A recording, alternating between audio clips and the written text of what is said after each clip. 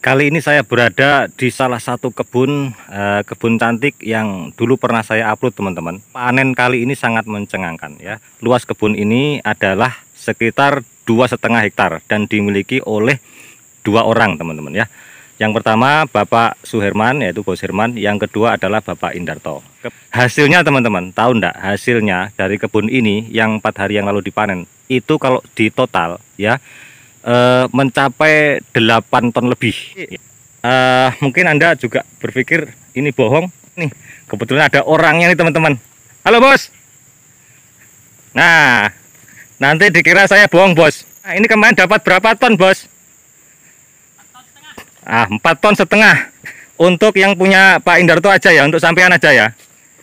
Nah, untuk punya Pak Herman berapa? 4 ton. Nah, punya Pak Hermannya 4 ton, punya Pak Indarto 4,5 ton. Punya sampean sama punyanya Pak Herman itu 8,5 ton. Coba bayangin, teman-teman. 8,5 ton ya. Assalamualaikum warahmatullahi wabarakatuh. Bagaimana kabarnya teman-temanku semuanya seantero jagat raya ini? Baik, teman-teman, kali ini saya akan menjawab beberapa pertanyaan yang diajukan oleh teman-teman semuanya lewat kolom komentar mengenai panen di kebun cantik ya, yang 2,5 hektar menghasilkan 8,5 ton. Beberapa pertanyaan diantaranya, yang pertama adalah hasil tersebut apakah benar-benar asli atau tidak. Saya tegaskan itu asli, teman-teman, saya tidak bohong ya, itu benar terjadi dan saya masukkan ke dalam konten saya tidak bohong. Jadi memang itu sekitar 2,5 hektar saja dan menghasilkan 8,5 ton. Nah, mungkin teman-teman tidak sampai habis menonton, itu panennya terlambat, teman-teman, panennya telat ya.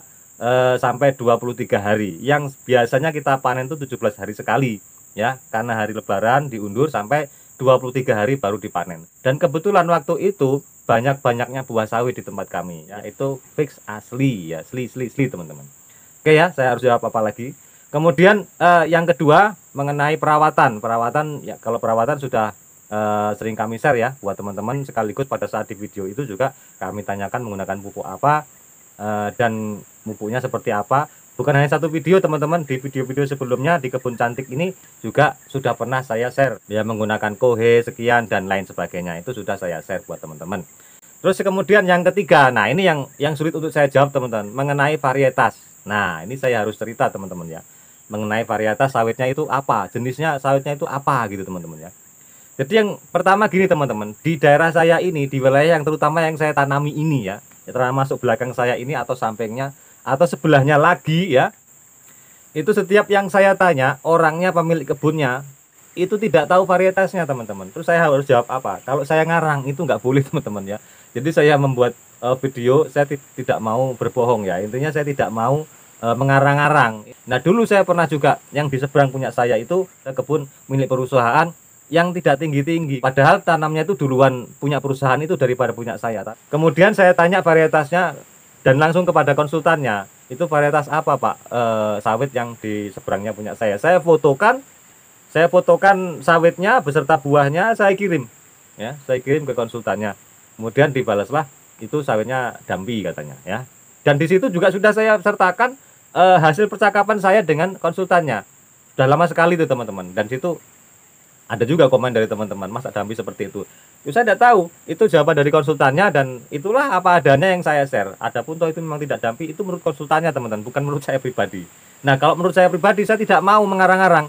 Jadi ini sawit jenis ini tidak mau. Kalau saya tanya punya pemiliknya kemudian tidak bisa menjawab ini varietas apa, ya saya nggak bisa menceritakan, saya tidak bisa bilang ini varietas tertentu, teman-teman ya.